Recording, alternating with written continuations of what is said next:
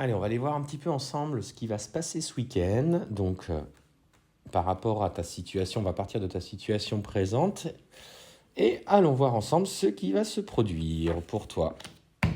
Allez, on y va. Qu'est-ce qu'on nous dit? Après avoir vécu quelque chose d'extrêmement fort, on sent que en ce moment, tu vivais cette relation avec ton autre de manière très intense. Tu sentais que enfin tu pouvais faire confiance à un homme. Il tenait des propos élogieux, il avait envie de s'engager avec toi, il te proposait des sorties, des restaurants. Tu ressentais pour toi comme une renaissance au niveau sentimental. Cette renaissance était bien méritée. Sauf que là, tout vient de s'effondrer. Et clairement, ce qu'on te dit, c'est que tu es en train de passer, tu vois, de cette période d'intense lumière à cette période un petit peu sombre. Et tu ne comprends pas pourquoi il agit comme ça. Tout d'un coup, il a mis de la distance avec toi. Alors allons voir ensemble pourquoi il a mis cette distance.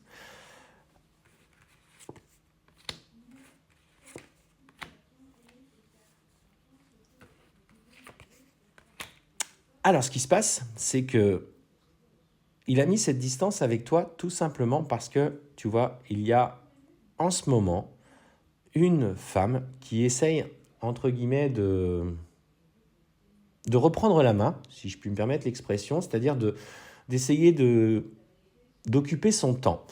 Euh, Elle essaye de s'approcher de lui euh, en revenant avec une communication très apaisée, une communication très dans la médiation, dans le compromis. Tu vois, il se tentait de faire un petit retour en ne faisant des petites approches, sans être forcément tout de suite dans la séduction. Mais on sent qu'elle essaye de revenir pas à pas, tu vois. Et ça le met particulièrement en travail. Il a encore des schémas répétitifs à vivre auprès de cette personne. Et effectivement, tu vois, on voit qu'elle essaye de se faire pardonner des erreurs du passé en te disant ça serait bon peut-être qu'on se laisse une deuxième chance si tu es en accord avec ça, etc. Et là, bah, il s'est senti profondément perdu vis-à-vis de toi. Il est nécessité pour lui, en tout cas, de comprendre un petit peu, de prendre du recul un petit peu sur la situation. Cette épreuve lui est représentée par l'univers pour déterminer si il a parvenu encore à dépasser un petit peu les démons du passé.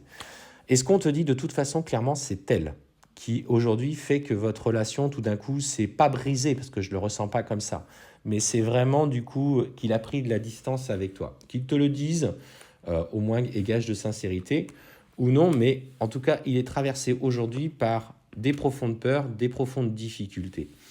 Donc, après cette période de distance, on voit de toute façon, tu vois, qu'il a besoin un petit peu de se retrouver. Alors, forcément, ça génère chez toi cette frustration, cette injustice, ce rejet, peut-être ce semblant de trahison, même si aujourd'hui, clairement, il n'est pas passé à l'action avec elle, et ça, c'est ce qu'on me dit.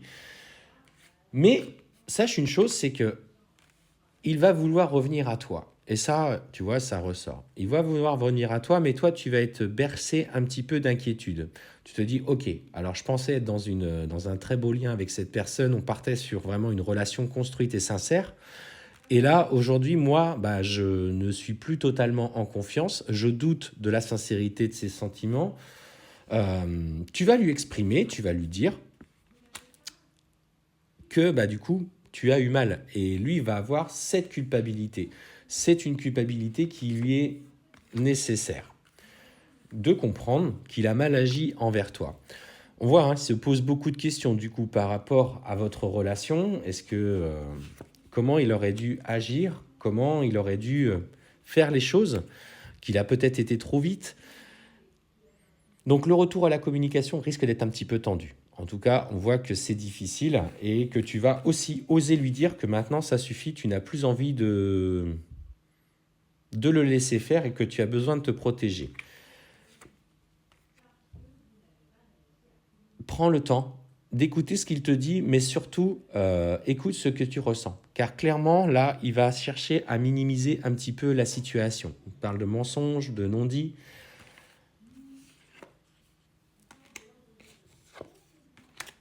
Mais pourtant, alors on va aller voir un petit peu ce qu'on te dit, c'est que cette relation, tu vois, elle vibre avec le temps. Donc ce que tu as ressenti dès le départ, ce lien très fort, ce lien lumineux, il est toujours là. Mais aujourd'hui, clairement, il a besoin, si tu veux, de poser les choses vis-à-vis de cette personne, de se retrouver lui-même. Il va cacher ce qu'il ressent pour toi. Il va cacher, dans cette période difficile, euh, l'ampleur des blessures qui ont été mises en lumière pour lui, des questionnements qui se posent.